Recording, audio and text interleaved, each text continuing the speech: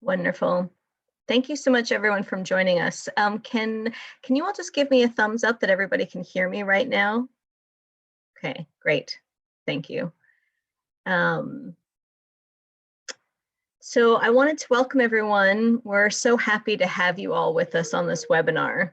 My name is Carrie Ann Dietrich. My pronouns are they, them, and I'm the regional coordinator for the Berkshires and Hill Towns, the ancestral homelands of the Mohican and Nipmuc nations.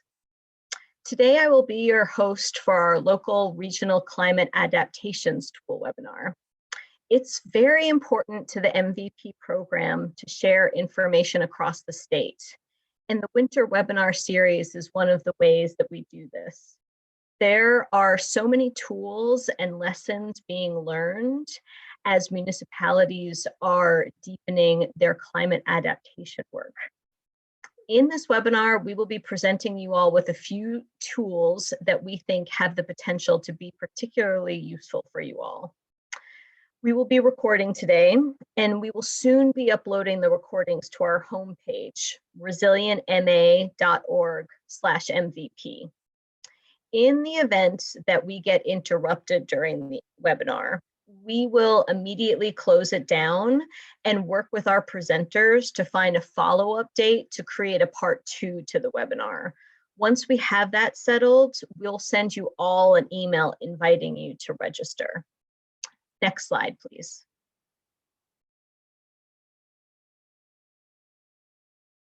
We have 3 really exciting presenters today and a short MVP program update from our program manager.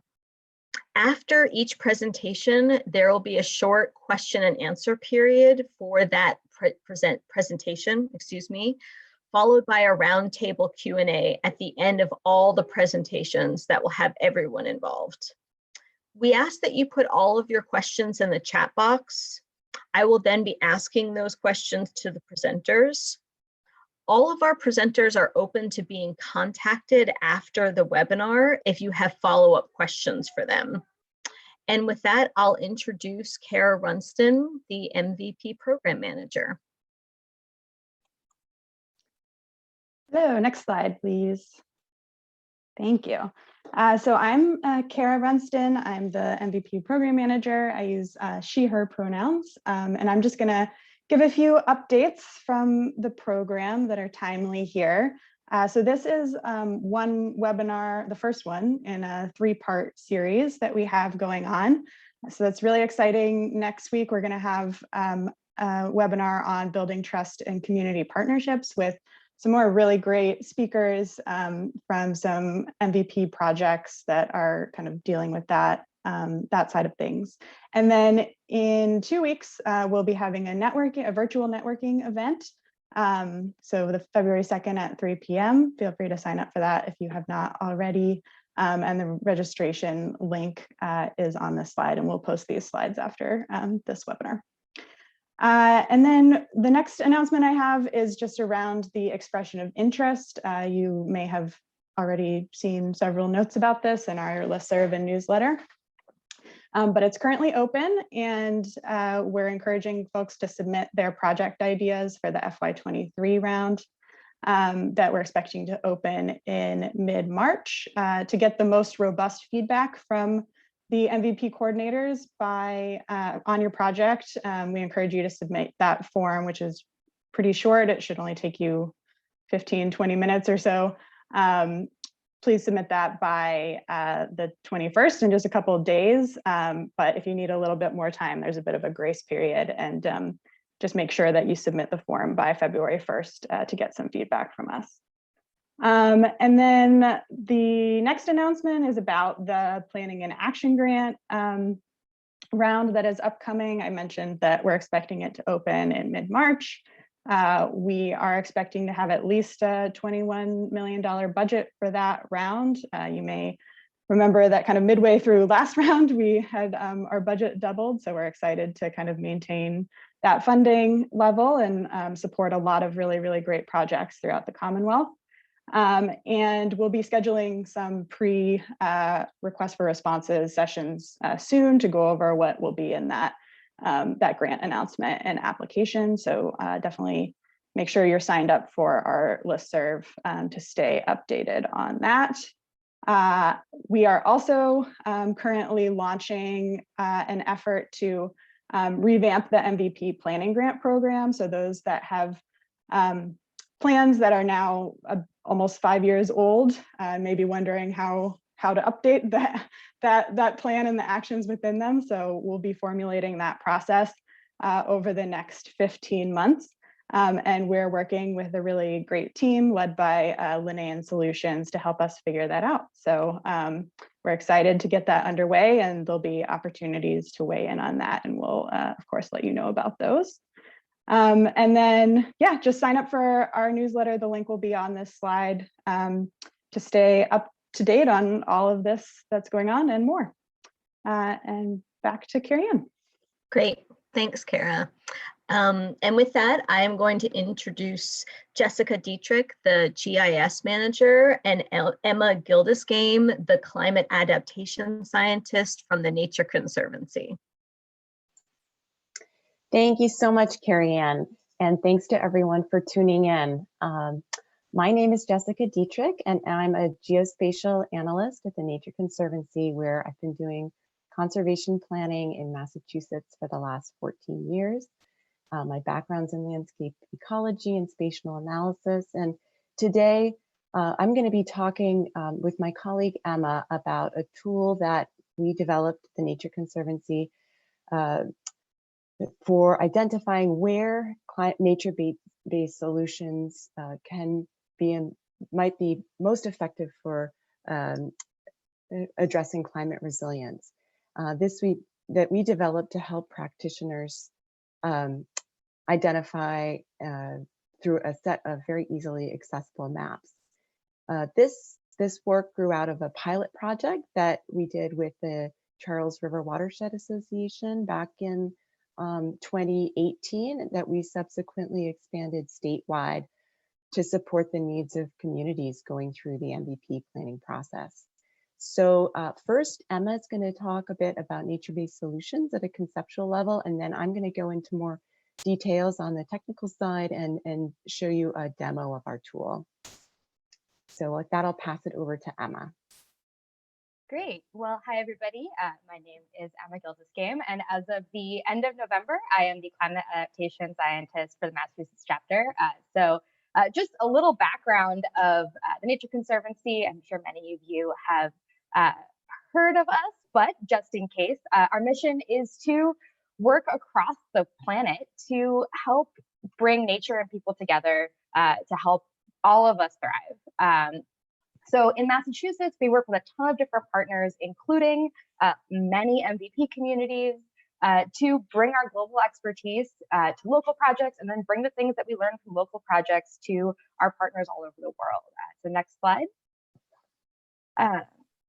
As part of that, we have a whole bunch of really ambitious goals. If you look at the scale of these numbers, obviously these are not our numeric goals for Massachusetts, but we meet these goals through specific local projects on the ground all over the world. And these goals are set to align with our partners' goals as well. So it's not just us working in a silo. None of us can do this alone, as you all know, working in your own communities.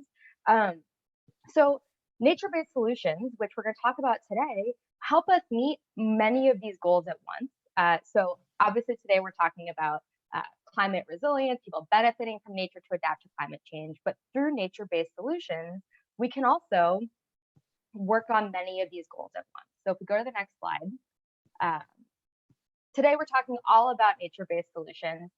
So in a nutshell, these are projects that rely on nature and use the power of nature to protect things that benefit people.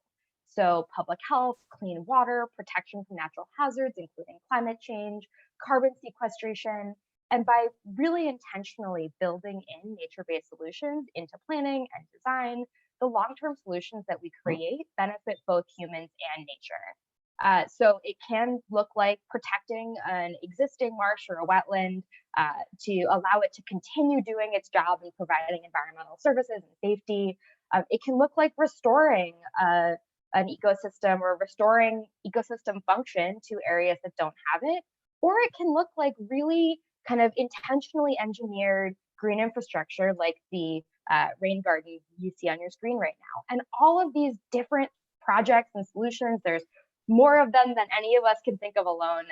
We can protect the environment, protect people, and often at a really significant cost saving. So if we go to the next slide, you can see that there's a ton of examples of this in our own state, our own Commonwealth right now. And a lot of these have been around for a long time. So nature-based solutions aren't a new idea. In the Charles River Natural Valley Storage Area, we've been protecting land since the 70s. And up until 2016, that area of wetlands at the headlands of the Charles, or headwaters of the Charles, have provided millions and millions of dollars in flood protective services. You'll see this numbers from 2016, so in the last several years, you can imagine with all of the increased precipitation events that we've had, that number of the benefits is still increasing. There's tons of examples of this, and we'll walk you through some examples in the demo that Jessica is going to do in a few minutes. But these are just some of the many examples, and I encourage you to kind of look around your own communities and see where nature-based solutions are already in place and already working to help inspire opportunities to continue to expand them. So I'm going to hand it over to Jessica to talk a little bit more about how our tool can help you identify opportunities for nature-based solutions in your community. Thanks, Emma. So this slide lays out the conceptual framework of our tool. Our goal was to help identify opportunity areas for employing nature-based solutions strategically to combat these three particular hazards of inland flooding, coastal flooding, and drought. And so we first mapped the area at risk from these hazards statewide. And then within each of those hazard footprints, we identify three sort of buckets of possible actions, places where conservation, restoration, and management of nature can help combat these particular risks, as well as we overlay biodiversity priorities so that the user can identify where you might also obtain ecosystem co-benefits for biodiversity. So this is a high-level screening tool. It's not overly prioritized. So that was something that came out of our work with the Charles River Watershed Association, who wanted to see a wide, leave a lot of options on the table, particularly in a more urbanized watershed that might not have a lot of natural areas left, or may not have many state recognized biodiversity priorities. So as you'll see in the maps I show, it's high level, and it's really designed to start to narrow down the set of places within a town or a watershed where one might think about employing nature-based solutions. So if you could advance to the next slide. This is a listing of all the data layers that are in this tool. So each one of these bulleted items is a map that you can turn on and off with a statewide extent. And we worked with partners and experts from various state agencies to identify the best and most appropriate up-to-date data to include here. This was back in 2019. So been a few updates since then, but for all of these products, we relied on existing analyses that were readily available. And our basic process was to first map the hazard area, and then within that, look for places, for example, to conserve. So where are all of the remaining unprotected natural lands, for example, within areas at risk of inland flood, or coastal flooding. So that became our set of conservation action maps. For the restoration maps, we took a narrower focus. We looked at these through a lens of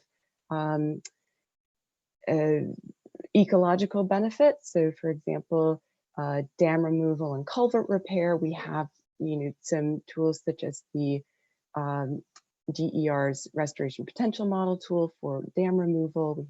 We use UMass critical linkages tool to identify places for culvert upgrades, because we didn't have the statewide, we didn't have the analyses that would necessarily tell us where the infrastructure was vulnerable, but we know that there is some correlation where for places, for example, where culverts are really constrained and affect fish passage, those culverts also are places that might fail during a large storm event. So, so with those restoration actions, we do filter those through that ecological lens. And the same thing with the management areas. We took a broad brush looking at the places where you might start to look for opportunities for stormwater management, agricultural best practices, and salt marsh migration. And I think with that, we can go to the next slide. Yeah, so in just a minute, Jessica's going to walk you through a demo, and I encourage you to follow along. Carrie Ann just put the link in the chat. You may have to copy and paste it into your own browser. But this tool can help you do a lot of different things. And you have Jessica and my email addresses if you run into any problems while you're doing this afterwards. But it can help you look at your town, at your community, and say, where can nature-based solutions help us protect the recharge capacity of the aquifer, or even enhance it? Where can we use nature-based solutions to manage stormwater, to address coastal flooding? And so we're going to walk through a couple of these examples, as many as we have time for.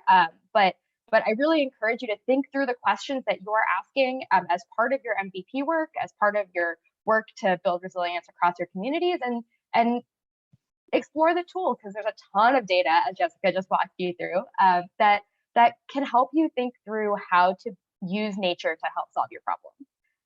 So with that, Jessica, are we ready for the demo? Yes.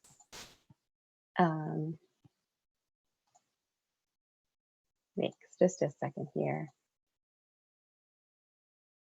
So now I am going to just take you through, show you some of these data layers and walk you through an example of how a town might approach using this tool.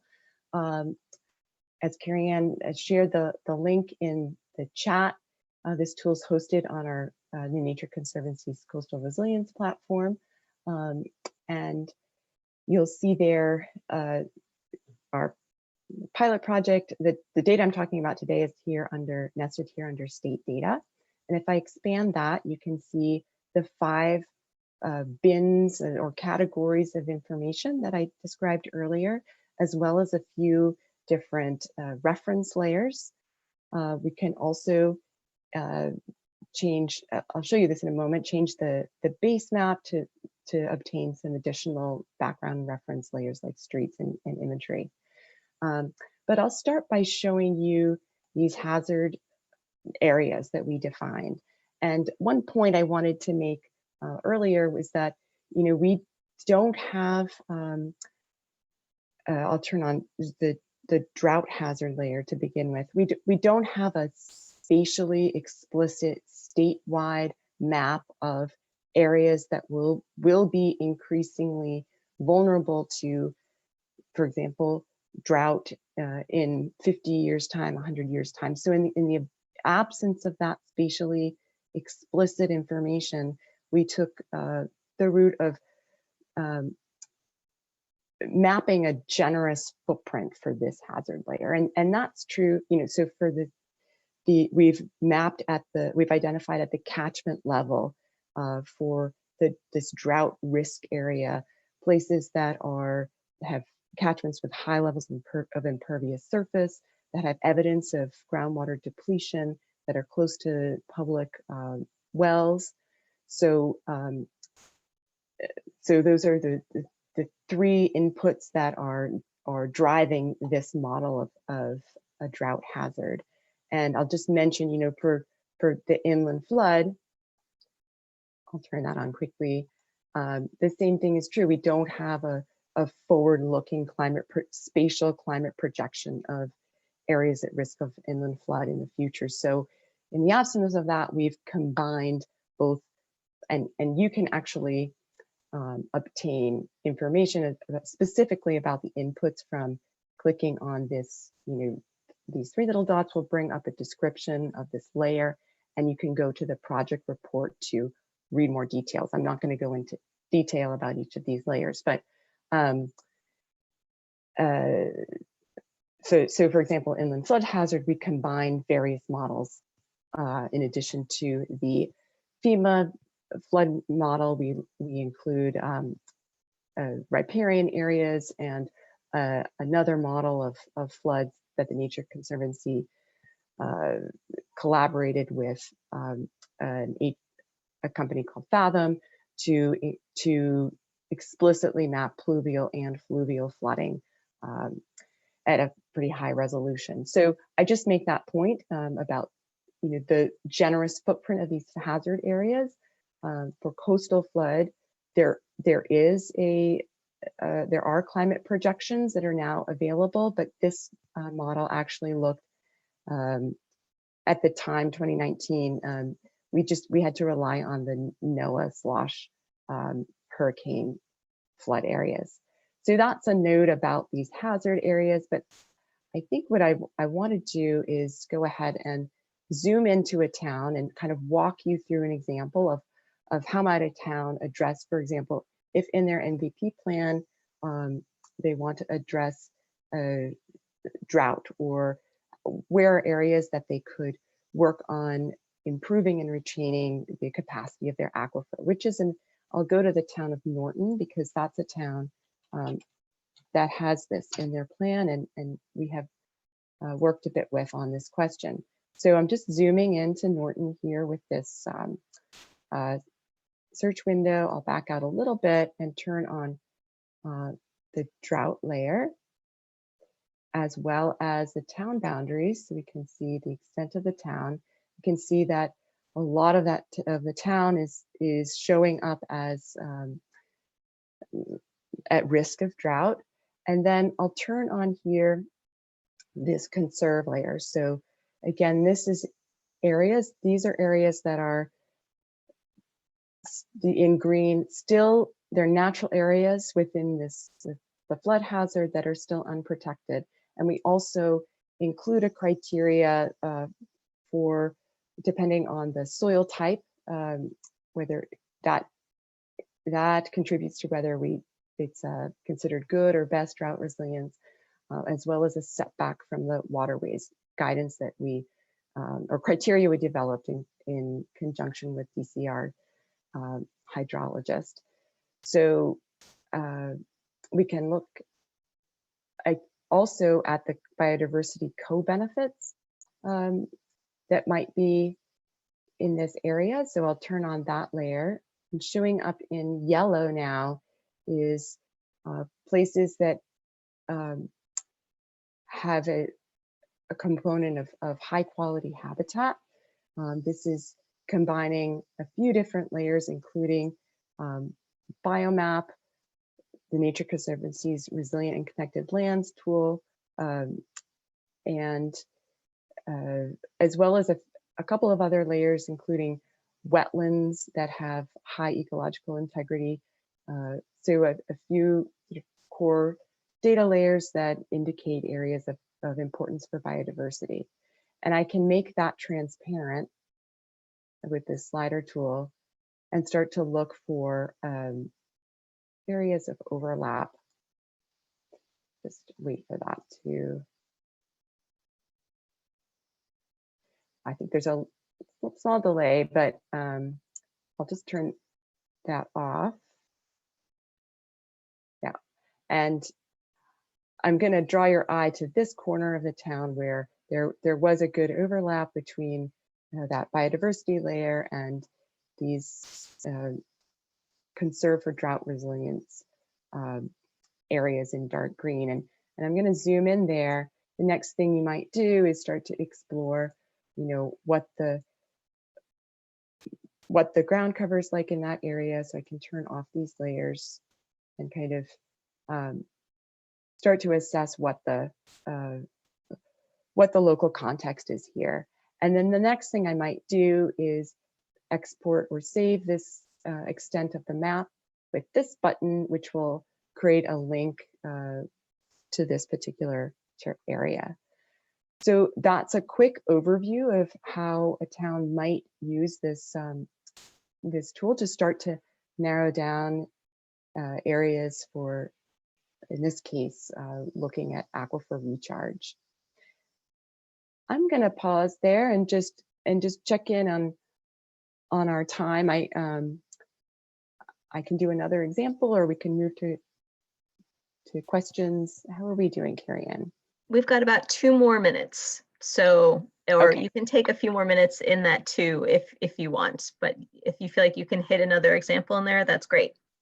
Okay, I will quickly show you a back out. I'm going to zoom over to Swampscott and show you one more output here, which is this restoration for coastal adaptation. So I'll flash on the hazard map here, and I think that I might be getting a little bit of a delay. So I'll just talk you through what we should be seeing here. Coastal flood hazard area, and then for areas of restoration for coastal adaptation, we identified places that are already that are already protected as recreation, where you might be able to do some. Now it's showing up. You might be able to do some adaptation for capturing floodwaters. So, for example, in Swampscott, we identified this particular park. So places where there's some management in place that might make it more feasible to do a nature-based solution. So it's I just want to make the point that this set of restoration for coastal restoration sites is much, we took a much narrower lens focus on these sites. So I'm going to wrap up there because we've probably hit our time, and just I think hand it back to Carrie-Ann and we can take some questions. Excellent. Thank you so much, Jessica, and thank you so much, Emma. There are a few questions. One of the first questions is the data available in a shapefile format on MassGIS? It's not, no. It's the intent for this data is to be shared through the Resilient MA website. We haven't had a chance to put it on there yet, but there's no plan to share it via MassGIS, but the best way to get it is, if you are interested, it's a geodatabase and you could contact me directly to obtain those data files. And you will see, for example, we've simplified some of the outputs, like that flood, the flood map. If you look at the geodatabase, you'll be able to dive into those components a bit better. If you have the capacity to do that. Great. Another question is, does the culvert data come from NAACC at UMass, or is it critical linkages a different set of data? Oh gosh, I might need to look at the technical document. I think it's critical linkages. We went back and forth with Scott Jackson on this at UMass. Let me look that up. Sure. Great. And then the next question is about environmental justice data maps. Is there any discussion about adding that as a layer into this? We did it. That was real concern of what's that we put that into the Charles River set of products, but we didn't include it here. So I think there currently is no plan to add that to this viewer, but because this was always sort of intended as an interim site before we moved to Resilient MA. Got it. Great. And then the last question is about the criteria that you use to classify soils for best versus good drought resilience. If you could talk a little bit about that. Yeah, so we worked with Vicki Zolte at DCR. I started to mention that earlier. And she, with her guidance, we classified type C soils as having it being in that best drought resilience category.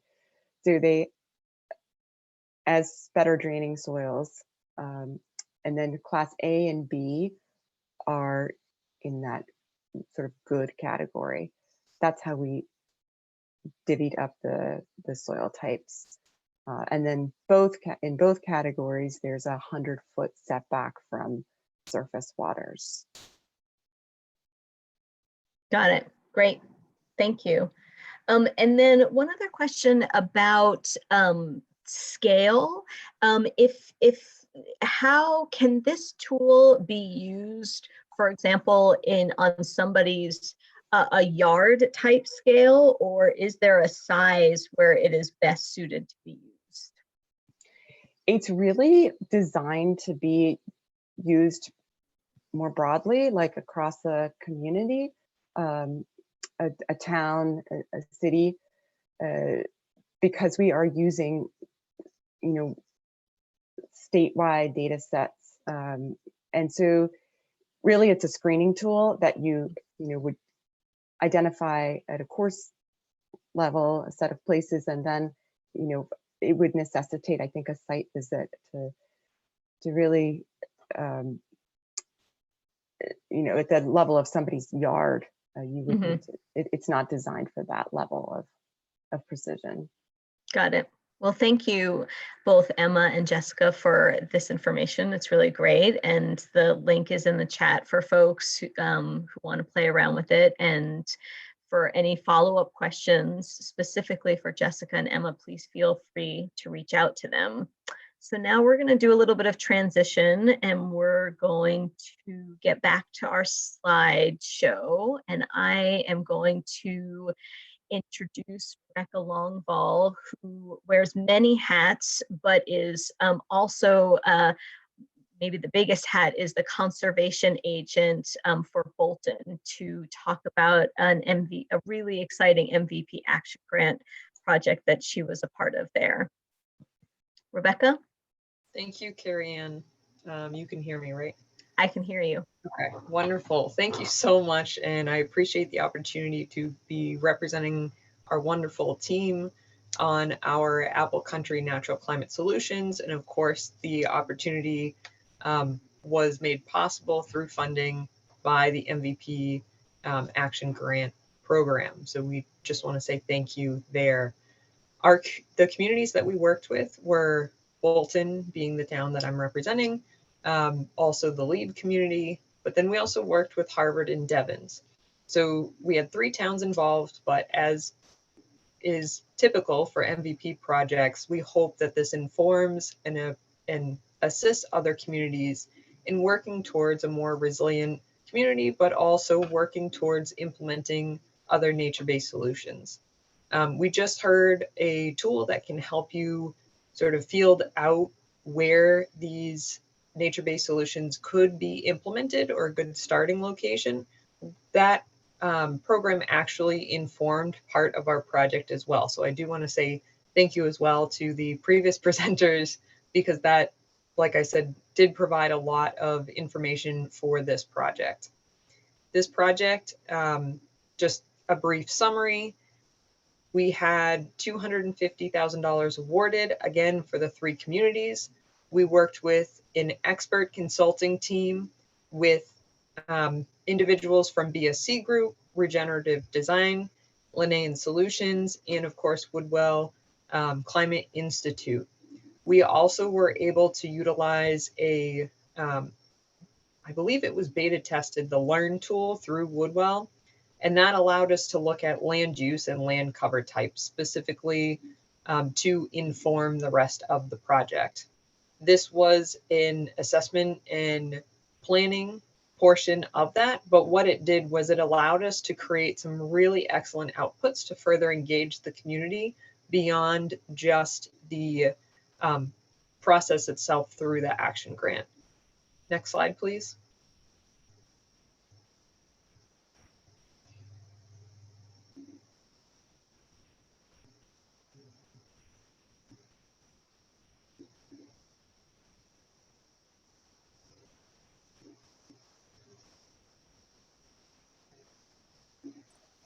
Are you not seeing the slide change? I'm not. Oh no, which slide is it stuck on? It's still on the summary slide. Okay, let me stop and do it again because it is changing for Thank me. you. So let's see. Yep. Sorry about What you that. also saw, that's okay. What you also saw on that summary slide was some images from, okay, that was the right slide. Now I can't see it. What you saw in that first summary slide were some images from some of the site visits that we had conducted throughout the project. You heard from the previous speaker that some, after you look at it on a community-wide scale, you do want to go out and look at these sites individually to look at what could be implemented there and do a little bit more of an assessment. Thank you, Carrie Ann. Now I can see it. Okay. We also, a large part of our community outreach, we wanted to make sure that we were acknowledging that the land where the project took place is on the traditional lands of the Nipmuc tribal people, and making sure that we are really working and encouraging collaboration with these various groups, specific to making sure that we're working towards enhancing climate resilience and supporting biodiversity that's consistent with their holistic and reciprocal relationship that Indigenous peoples traditionally maintain with nature. Next slide. Thank you.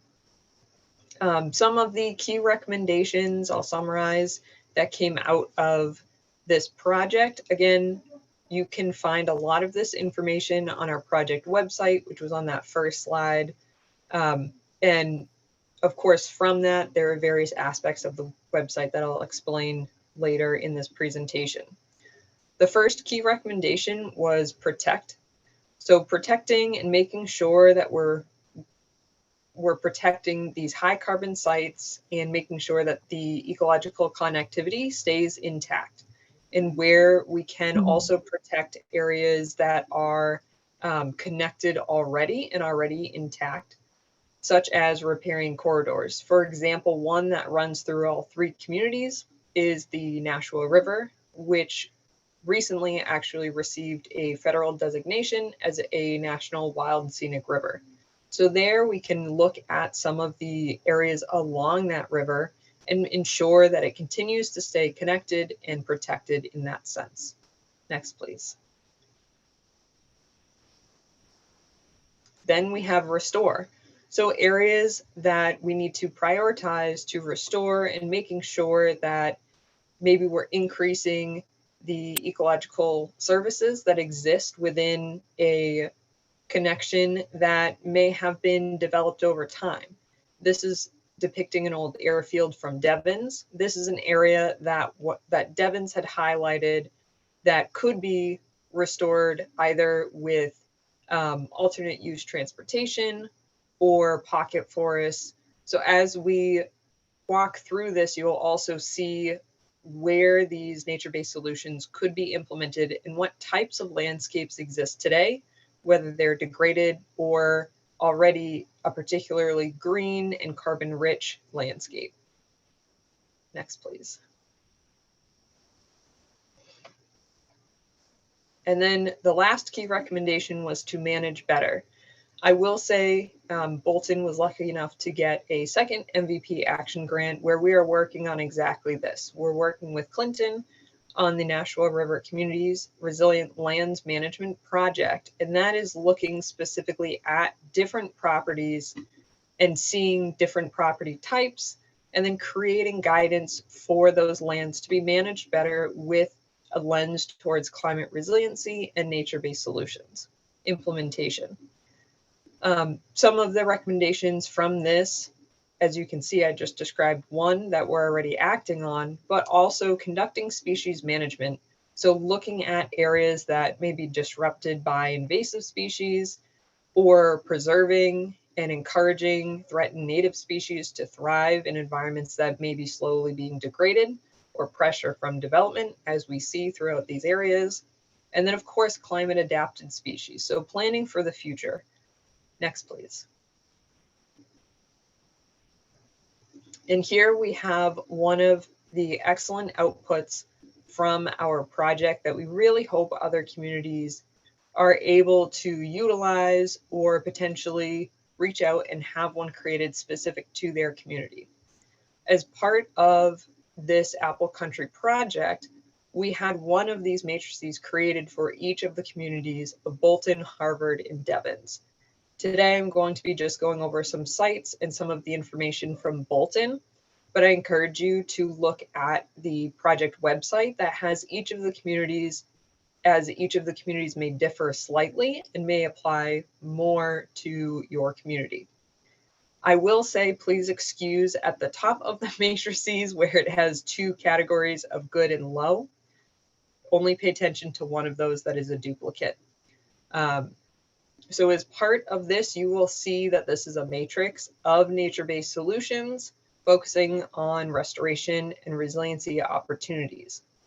Across the top, if you follow, there will be a site reference, an individual site map number. Here it talks about actual sites that we went out and looked at with our consulting team and some of the community members that either own the property or are abutters to the property, or simply had an interest in either forest, wetlands, or agricultural properties.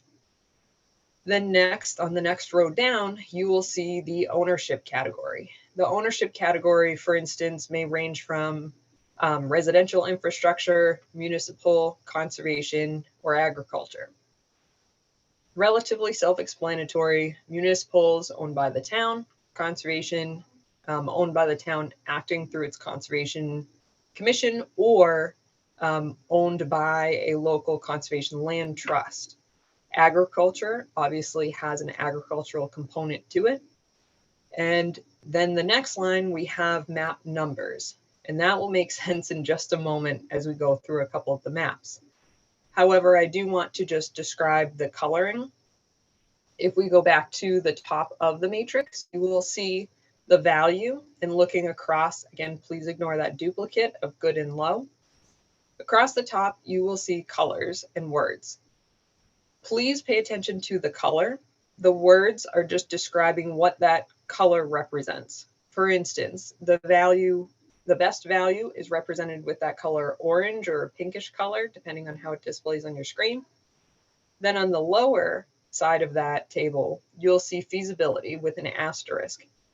And I would like to bring your attention over to the upper right-hand corner, which is clarifying what feasibility is representing, because we want to be very clear. And feasibility is representing property ownership or technical access. So feasibility is really representing how quickly that might be able to be implemented and what potential roadblocks you may be approaching. For instance, if you look back into the matrix, on the sitemap reference of Still River floodplain at Forbush Mill Road, you will see where it says underneath that in the next row, municipal and conservation. That means it's owned by the town of Bolton, and then some of the land is actually held by the local conservation commission.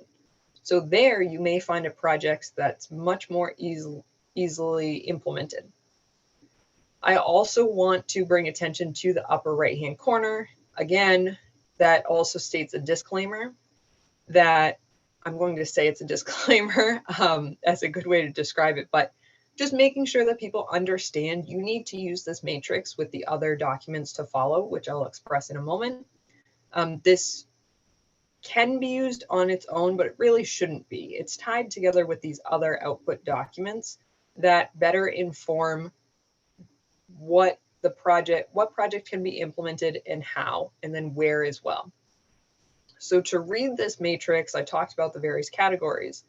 When you're looking for a high value or the best value project with a high feasibility, so meaning it can be implemented fairly easily, and again, I say that with some contingencies as well, you look into the matrix. And so under nature-based solutions on number 3, you see grass meadow management restoration, and you see a high feasibility with a best value. So you see a pink with the word high in it. That means that has a really good value and it's probably relatively feasible in a quick manner, in quicker timeline than a project that may be that blue, which represents a good value, and then the low feasibility. So for instance, the row, if you go up 2 rows, you will see that on a couple of the categories there. Next slide, please. Again, these next couple of slides will tie back to that matrix. This is another visual relative to the matrix that shows nature-based solution locations. So on your left-hand side of the screen, you'll see focus area locus town of Bolton. The numbers correspond with the list of project sites. For instance, where you see number 11 in the middle of your screen next to 495 and 117 intersection, you will also look to the left-hand side of your screen at the very bottom where it says lacrosse field and ponds at Main Street, Route 117. Again, all of these sites we'll talk about today were actually visited in the field with our team of experts and explored much further and in detail than the general scope of the project. Next slide, please. Thank you. This is one of those sites. So this was on the left-hand side of the screen, one of the numbers in that previous slide. Again, still tying back to their original matrix. We have the Still River floodplain at Still River Road, Route 110, map 1. So map 1 corresponds to that matrix. And if you still had the matrix up, you can tie it right back and be looking to see what's the best, highest value and feasibility. Then you have a list of potential projects for this particular site. So if you look, you'll see this is actually Bolton Flats. This is the intersection of 110 and Route 117. Right next to the number 5 on your screen, you'll see a green parcel. That is a parcel owned by the town of Bolton. So again, that may have a higher feasibility and it may have a higher value, depending on how that ranks in the matrix.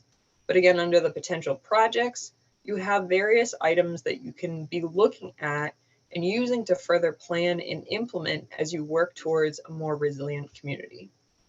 Next slide, please. This is another site location, the exact same, just looking at, this is actually number 11, so the site I had pointed out, lacrosse field and ponds at Main Street, Route 117. And again, you have your list of potential projects. So you look and see, is there the ability to have a public-private partnership on working towards implementing a nature-based solution or increasing some resiliency of this area? Then looking back to the matrix to see how that ranks overall in the list of projects for this area. Next slide, please. Then we have something that I have heard already is interesting to a lot of people, and I personally think this has a significant value for not only our community, but the greater community as well.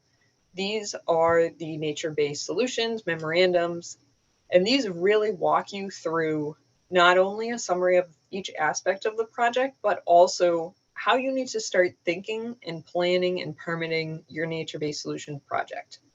So again, from the matrix, we saw what was highest value or the best value. And then we saw whether something was higher feasibility or lower feasibility. Then after looking at the specific sites about where these things could be implemented, then you pull out this memorandum and see at this location, we want to do or implement river and pond bank revegetation. Then we can look down and see that we have a wonderful breakdown of the prerequisites. So who's the landowner? What are the permits that need to be obtained? Do we need a species assessment first? Restoration coordinated with MVP, potentially. And then we have a description of what may be necessary for this particular project. Then we have recommendations of how to coordinate and how to assess, and then how to ensure that the project budget is in line with what the outcome should be. Then we do have the budget order of magnitude included on this memorandum as well. That is extremely helpful, at least from my perspective, as you're going into the budget process for the following fiscal year, or even just talking to your board or another department head to try and walk through where the funding source is going to come from or how much it is going to actually cost. Do you have it in your budget now, or do you need to plan for a future request? One thing to note about the budget order of magnitude, as I'm sure everyone on this call or most are aware of, with inflation and cost of material, that is certainly subject to change. But in general, it gives you a benchmark of what the budget should be. And of course, with inflation, you could probably estimate it as it increases or maybe decreases. And then, of course, what percentage of that will be broken down for each item in that budget. Then on the right-hand side of your screen, you have your next steps, planning and permitting. So this helps you walk through what you may need to start thinking about as far as the planning process and the permitting. For this particular item, do you need your wetland permitting? Do you need anything from the Army Corps of Engineers? Do you need to be talking to other local departments to get special permits? So it really helps, again, with the description of the actual project, the recommendations, the budget order of magnitude, and then how do we get there? What roadblocks could be in the way, or what are the connections we need to make and the permits we need to get in line to ensure that we have a fully formed project. Next slide, please. This just briefly, I wanted to show our homepage of our project website. As you can see at the top of the screen, we have project story. That's where you actually will find our project report. The appendices are of great value as well. The field tour, I encourage all of you to come to Harvard, Bolton, and Devens and actually explore. There are physical tags in the field that you can scan. The field tour also shows a map of where all of those are located. It's a good afternoon or weekend trip. We also have the data viewer. So the data that was utilized to look at these parcels, we can turn that on and exchange just like you would any other data viewer like Mass Mapper. And then we have the Wetlands page, which I encourage you to look at as well. That gives you a lot of educational information, but there's a storyboard in there as well that breaks down some information about carbon sequestration in wetlands, which is my new favorite graphic, and I encourage you to look at that. And then we have information about forests. Natural Solutions tab is where you will find the matrices for each of the 3 communities, along with the maps associated with each of the communities. Global context, a lot of this project, we wanted to ensure that it met some international goals that are being discussed and communicated and actually implemented. So that is the tie-in there. Next slide, please. Here again, we have the field tour. So this is what you will see actually out in the field if you take an excursion, and you can just listen to the description or you can open and scan the virtual tour. It will give you some information about the resource area, but it will also give you some information about impacts of climate change, nature-based solutions that might be implemented at that particular location. Next slide, please. And again, just to summarize, the key recommendations were to protect, restore, and manage better. And I would be happy to take any questions. Great. Thank you so much, Rebecca. It's so great to have the opportunity for you to share about all of this incredible work that you all have been doing. So there are a few questions. Let's see. So the first one is, if you could speak to what was the goal for the project and or the catalyst for the project when you were first sort of figuring out what you wanted to do? Sure. I think I've said it probably over 100 times since we started working on this project. My background is actually in sustainability science. So when I am working on any project, even if it's not within my jurisdiction from a wetlands perspective as a conservation agent, the greater interest, personal and professional interest of mine, is making sure that climate resiliency is tied into almost everything, because it is really easy to do so. Sometimes it needs to come from a little bit of creative thinking and simply just not doing something that we're used to each time. So for this particular project, sort of knowing that background and knowing my interest, realizing through the open space and recreation plan, hazard mitigation, and then currently we're working to update our master plan within the town as well. Not only is it hinting towards, and these action plans coming out of these documents and townwide reports are hinting at climate resiliency and how do we do some of these things better, but also allowing a really great opportunity to be tying in this information. And of course, with the current administration encouraging this as well, that is very helpful. More specific to the memorandums, a lot of I was talking about some roadblocks, and I don't mean that they're roadblocks in the sense of you can't get over them at all. It's just a block and you need to figure out how to get over them or get through. With the memorandums, I realized that, and again, our wonderful consultant team were the ones who came up with that after this discussion, but having a memorandum, being able to go to your board, going to department heads, and having that very well-informed conversation of, we want to implement nature-based solutions, and another department may not know what that looks like or what that may mean funding-wise. So having that memorandum and being able to say, this is the outline of this particular project we want to implement at this particular location. What are your thoughts? And then having that to start the conversation, or even to be brought in a little bit later on, is very helpful, because it was a realization of either miscommunication or a misunderstanding of, that's great, we'd love to do it, but how much is it going to cost? Where's the infrastructure coming from? Does it need hard infrastructure, or is it more restoration protection? So that was a little long-winded, but that's really where it came from. That's great. And there was a quick question about the memorandums, that they are also located on the website, correct? Correct. So those are located on the Natural Solutions tab, and they are there under each particular community. Great.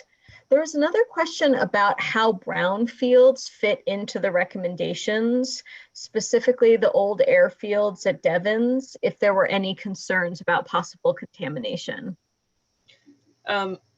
I would have to speak to my counterpart in that community, which is Neil Angus, or you could reach out to him yourself, I'm sure.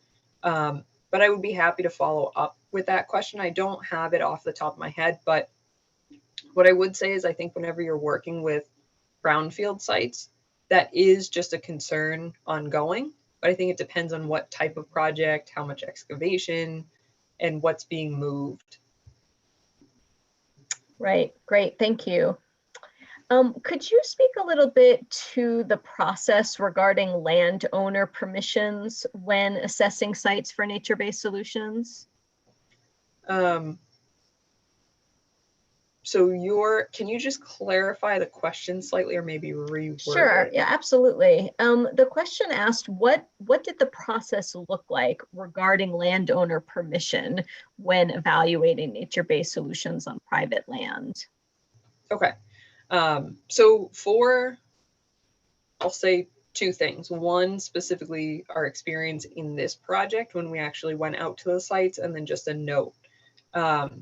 So when we went out to, or when we had our list of sites of interest that were both expressed from the community as vulnerable sites, or areas where residents themselves had said, this is my property and I need someone to look at it, and it fit into our criteria we were looking for. Then we obviously reached out to that particular interested party or the property owner of the vulnerable site and requested written permission. Admittedly, we didn't receive permission from everyone we asked, so we did not view or go on to that site. And instead, for those particular parcels, we just looked at the data sets that we had, if we could see something from the roadway, but we weren't able to go and do to look at the soils there or anything beyond that. So sometimes the answer is no, and you have to be comfortable with that. We also had individuals who provided the written permission, and they attended the site visit with us, and they brought other people who were involved with, for one, we went and visited the Schultz farm. They actually brought someone from the agricultural community who helps the community on a regional basis, and provided some further insight than we would have gotten from just one particular individual or just ourselves being out there. But on a separate note of that, you always want to request written permission, because in this particular project, I think as well, not only throughout every project, you want to be building a really strong network and relationships with the community, but you also, for this particular project, want to keep that level of respect with residents and with the community, because that could definitely impact your requests in the future. If one community member or a group of community members has a negative outlook on a particular project or an outcome, that may follow suit and create a domino effect and block and create another roadblock. So if someone says no, respect it, but also still provide some outreach of, by the way, we still did a larger landscape level view. We didn't enter onto the property, but you may be interested in finding this out. And in our particular circumstance, they were happy to still see that information. Great, thank you. Somebody else was asking about when the tables were constructed in the timeline of the grant project. Was it towards the beginning, towards the end? And also, was it a 1-year project or a 2-year project? Thank you for that question. It was this FY21 grant was a 1-year project. It was very fast paced, which was very exciting for me and kept me engaged the entire time. Same thing with our team. But I know some communities may not have the capacity to do that in a year. But the matrix itself was created, I will say it was finalized towards the end. I would have to reach out to BSC Group to see when it was drafted or created originally, because it was informed throughout the entire process, obviously, but I believe it was within the last few months, but I can certainly follow up on that. Great. And then as a last question, for municipalities considering a similar type of project, are there any suggestions that you would offer them? That is a good one. I would definitely suggest, again, as I think with any project, building those relationships and trying to create some education and outreach first. So you can be doing that, I think, just through your town website, through other opportunities you may have, just so that the community is already prompted on what a nature-based solution is, similar to what the previous presenters did.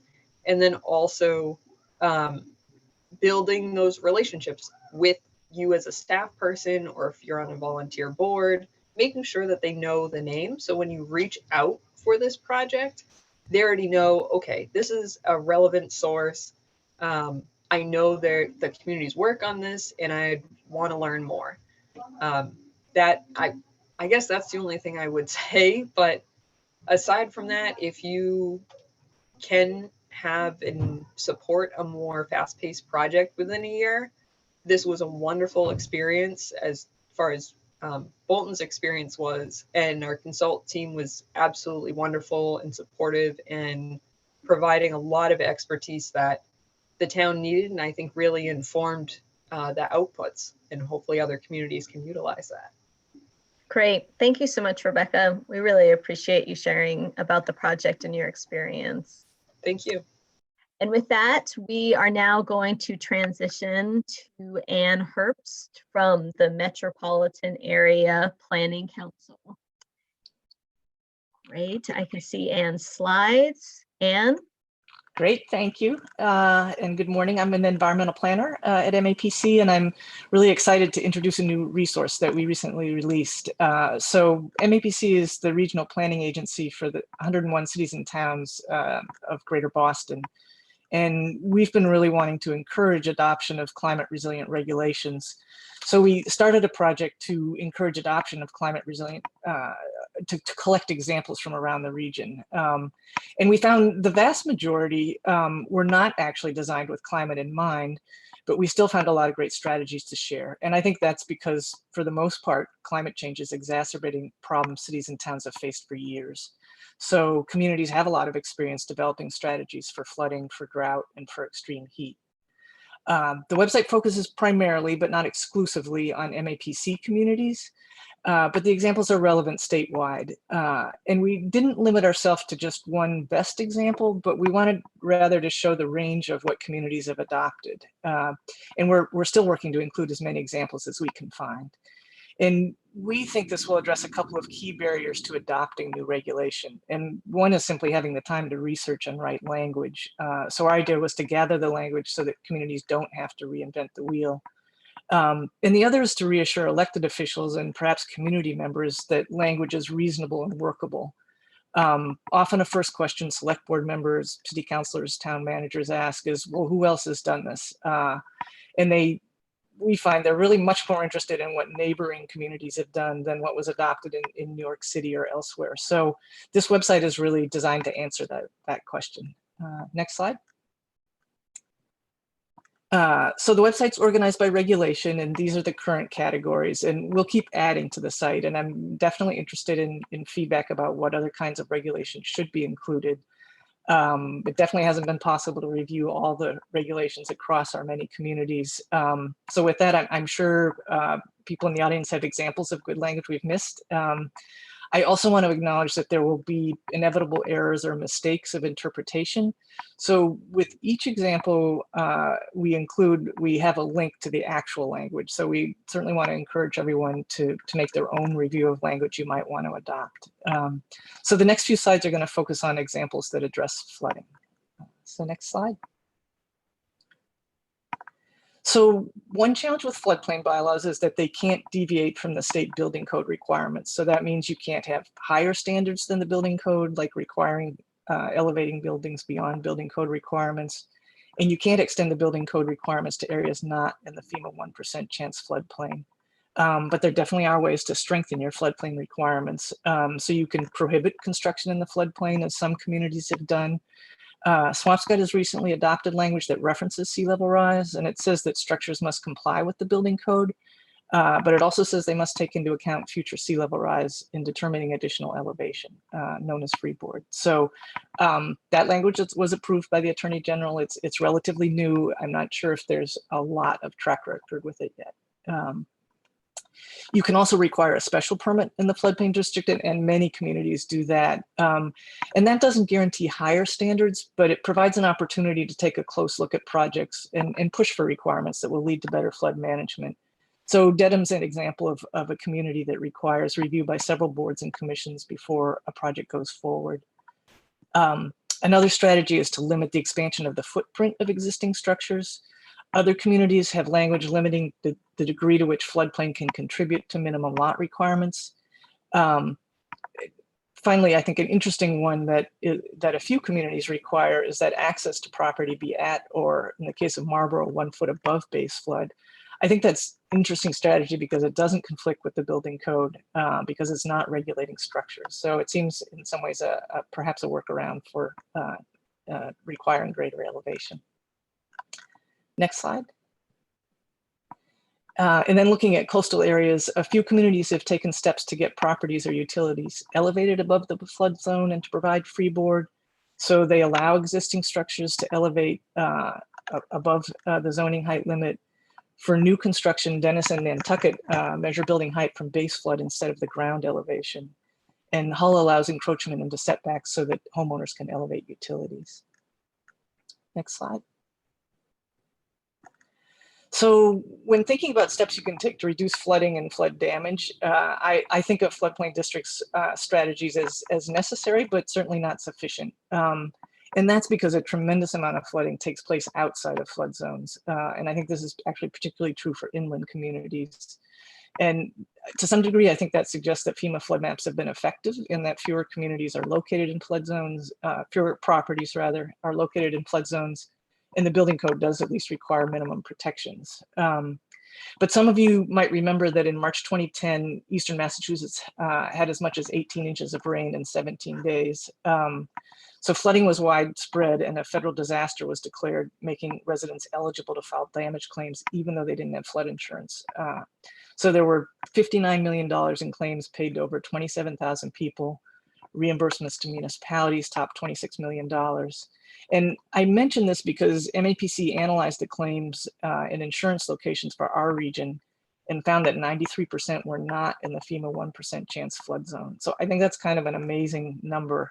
And it tells us that there's a lot of stormwater flooding happening across our communities that won't be captured by floodplain requirements. Next slide. So one place to look is stormwater bylaws or ordinances. And probably most people know this past summer was the deadline for adoption of local stormwater regulations in order to comply with the EPA MS4 requirements. So the MS4 requirements are designed to reduce non-point source pollution, and they're critically important for that. But I think they can also help to reduce flooding and bolster groundwater resources by increasing stormwater infiltration. So the EPA requires that stormwater bylaws or ordinances be applied to projects of 1 acre or more. Unfortunately, that excludes a tremendous amount of development and redevelopment. But fortunately, many communities are starting to apply the regulations to smaller projects, as you can see here. Many are also using updated rainfall rates rather than the state rainfall rates that date from the 1960s. Again, people may well be aware that DEP should soon be announcing proposed updates to the rainfall rates. They've indicated that they'll propose something they call NOAA 14 plus. That's 90% of the 90% upper confidence level for NOAA 14. And they describe that as representative of current rainfall rates. But a number of communities in the Mystic River watershed, including Cambridge, proposed something they're calling NOAA 14 plus plus, which is the full 90% confidence level for NOAA 14. And they argue that that plus plus best represents rainfall rates for 2070. And so the box on the slide here gives you an example of what that all means in practice. But basically, it's about requiring that new developments and redevelopment manage the type of rainstorms anticipated to occur over the life of the project. And Cambridge has already adopted the NOAA 14 plus plus rate. And then finally, you can also see that a few communities have increased infiltration requirements above the 1 inch required for the MS4 compliance. Next slide. So another way to address flooding and stormwater is through wetlands bylaws. And Mass DEP is finally moving towards adopting performance standards for land subject to coastal storm flowage. But I'll note that quite a few communities have already adopted good language. I'd say they're really well worth taking a look at. A number of communities have also adopted buffer zones to land subject to coastal storm flowage, and that could be one way to take into account the impacts of future sea level rise. Others have also created buffer zones for the inland FEMA flood zones. Additional strategies that we've seen include expanding the buffer zone to 150 feet, converting all or part of the buffer zone to a resource area, and extending land subject to flooding to the 500-year flood zone. Also, quite a few communities have lowered the minimum definition of isolated land subject to flooding, so that will protect provides additional flood storage in areas not captured by the FEMA maps. Arlington, Bellingham, and Dedham are examples of communities that require a 2-to-1 replacement ratio for compensatory storage. Medway and Sharon have language giving them the authority to limit lawns and irrigation. That language was adopted to protect groundwater resources and associated wetlands. And finally, Arlington and Boston are examples of communities that have integrated climate resilience throughout their local bylaw or ordinance. Boston is still working on the regulations, but they have now the authority to regulate areas projected to be impacted by both future sea level rise and future increasing precipitation. Next slide. So site plan review is a good place to find a variety of resilience and sustainability actions. Hull requires consideration of future sea level rise. Concord has language on incorporation of sustainability and resiliency principles. And Watertown requires some of its larger projects to be LEED Silver certifiable and to address heat, water use, and energy efficiency. Next slide. So this slide shows some drought-oriented regulations from around the region. The first 3 focus primarily on irrigation, and they include applying water use restrictions to private wells, prohibiting use of public water supply for irrigation, and requiring moisture sensors and timing devices, basically linked to the town's requirements. And a number of communities require new development to fund water conservation, retrofits in existing buildings, and at a 2-to-1 rate. Sharon requires low flow toilets and laundry facilities, and Natick has new regulations that require sort of analysis of a range of strategies and an indication of which ones they'll implement.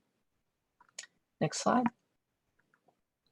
So regulations to protect trees and to encourage planting of trees are found in zoning and design guidelines. Many local wetlands regulations also have strong tree protection language that limit removal of trees and require replacement of trees at a greater than 1-to-1 ratio.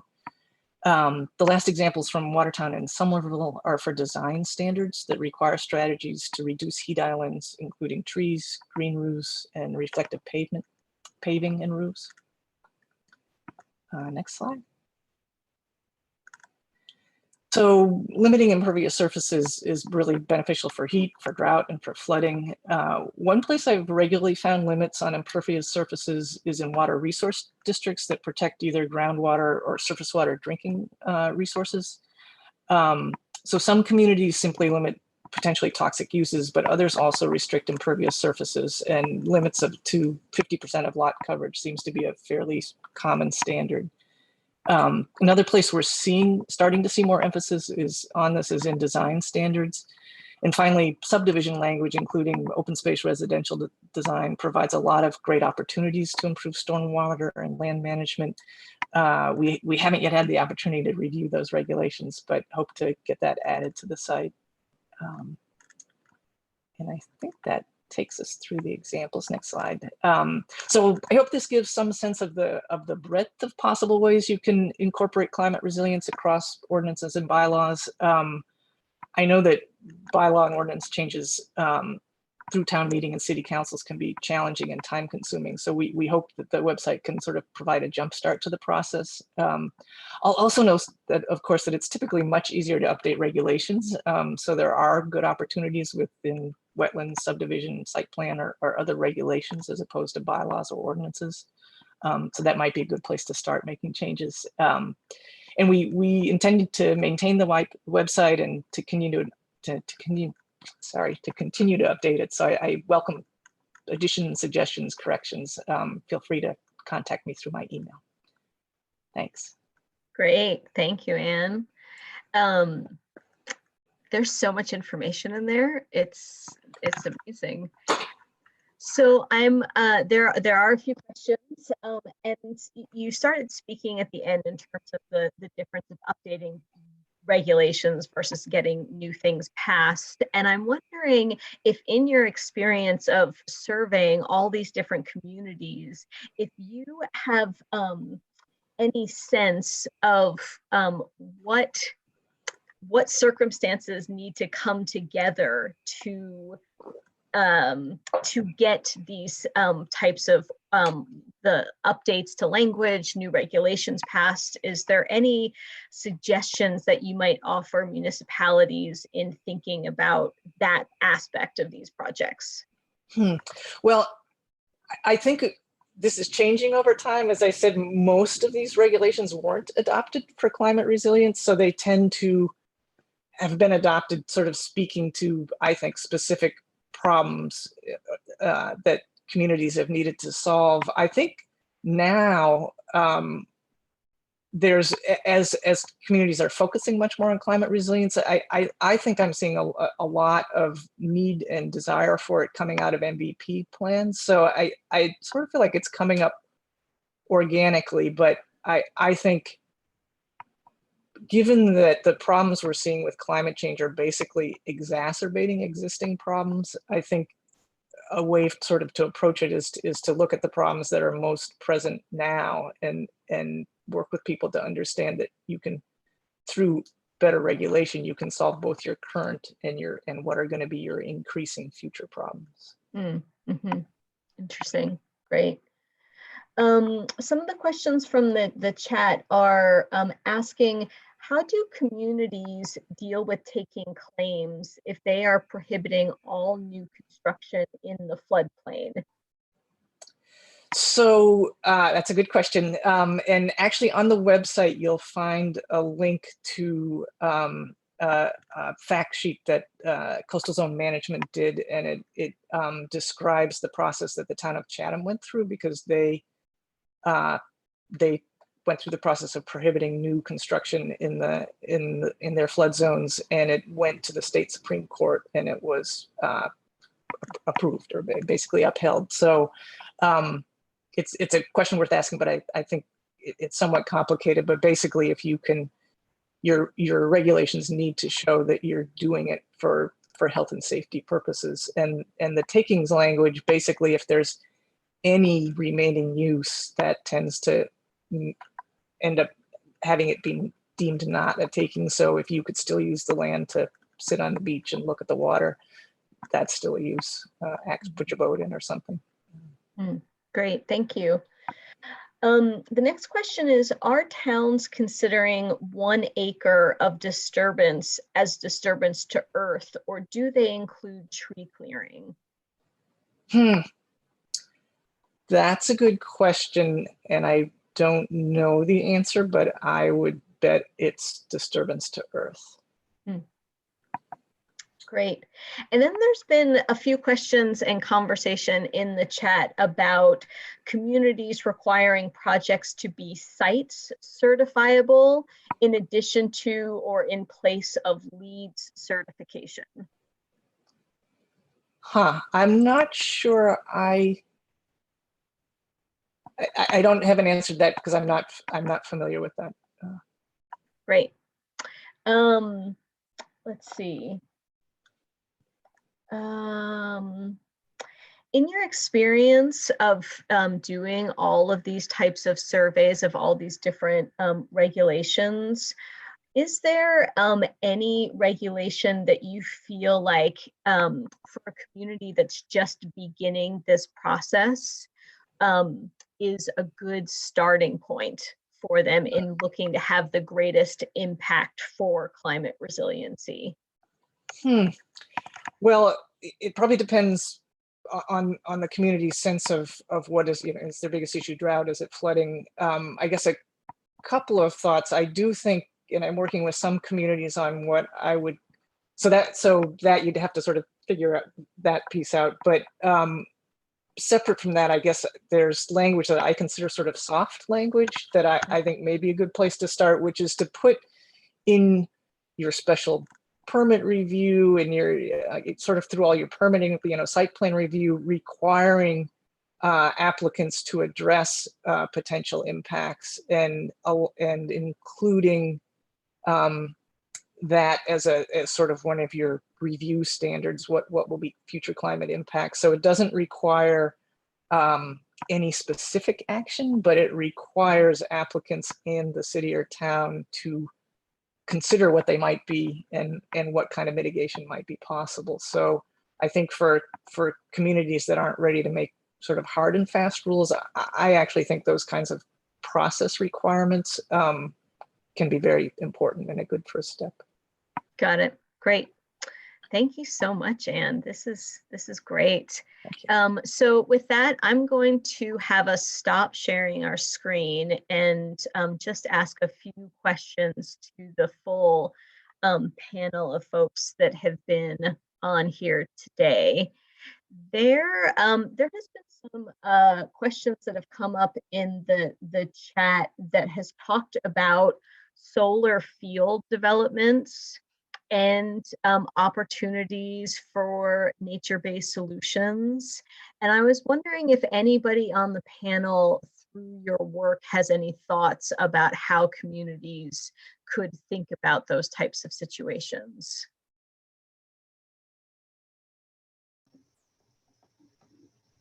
I will put my 2 cents out there.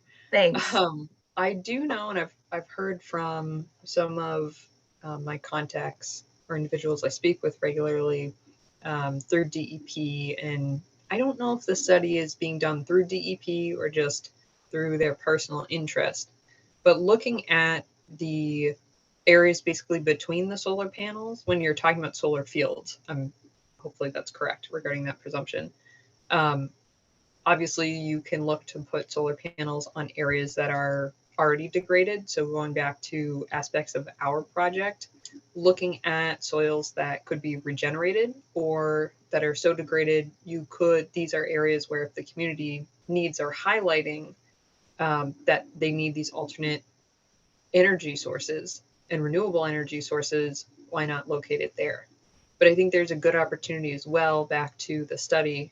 Sorry to bounce back and forth there, but the study is relative to what can grow between and under the solar panels and around.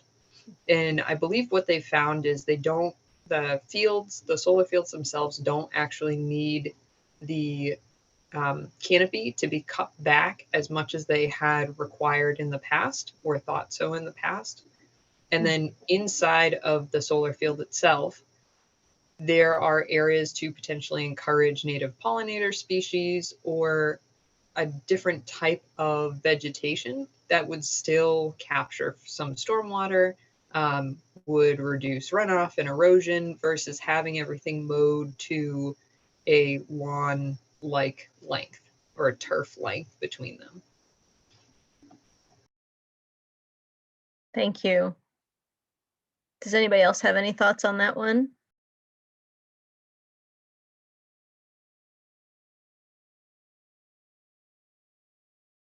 Okay. There was a question that also came up about the TNC tool in terms of if it's also accessible for Vermont. And I know that I think Emma answered that in the chat, but it did make me think about how some of our communities are on borders with other states. And so I'm wondering if any of you have experience of what types of conversations you are then having in those communities that are on state borders when we're thinking about climate resiliency projects.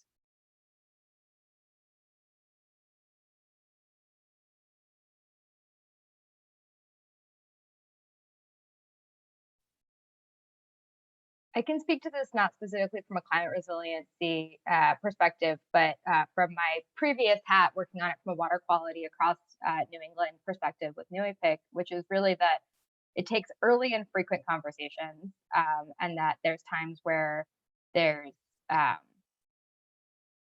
the various regulations that are not in agreement, but usually you can find some sort of common ground, but it takes kind of program level person to program level person communication well before there's a conflict. So you got to like build those relationships early. So I think that's the best piece of advice is if you are along a border, go find your friends on the other side of the border.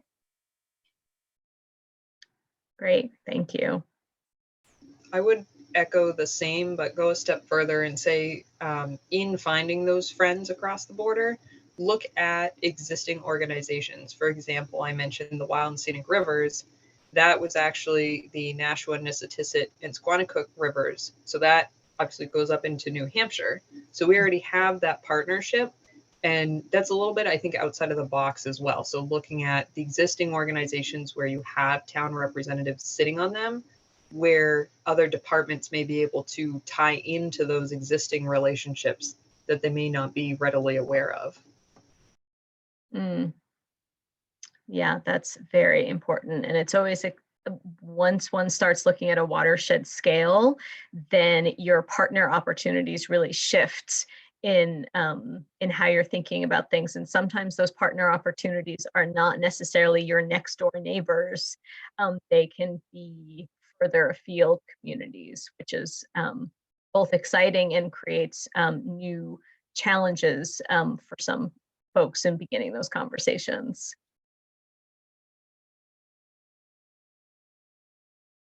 So my next question for you all is a little bit of a dream question of, if you, from where you sit in your area of expertise, both maybe regionally specifically, or not, but what would be your, what project would you like to see implemented next for either your community or the region that you're working with?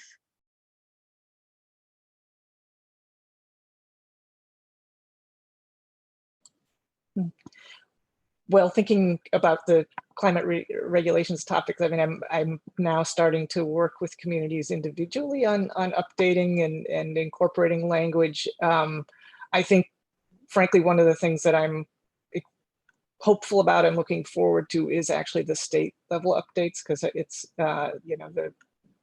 both the rainwater, stormwater, and land subject to coastal storm flowage.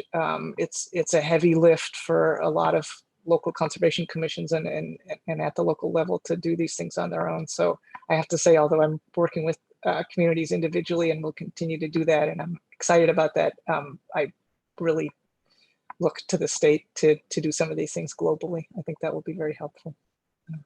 Great.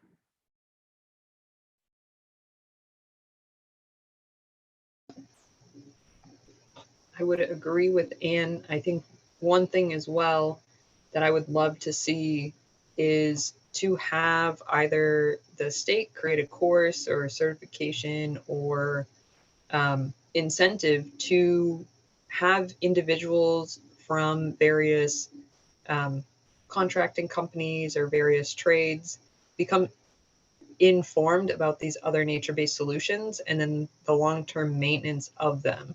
And if the state could create, or even locally, communities could create an incentive to have their staff be educated in this to ensure that the maintenance continues, because I think that's something that once it's implemented, you need to maintain it properly. Otherwise, it fails and loses its ability to perform. And I would really like to see that from either the current administration or just at local levels. Thanks, Rebecca.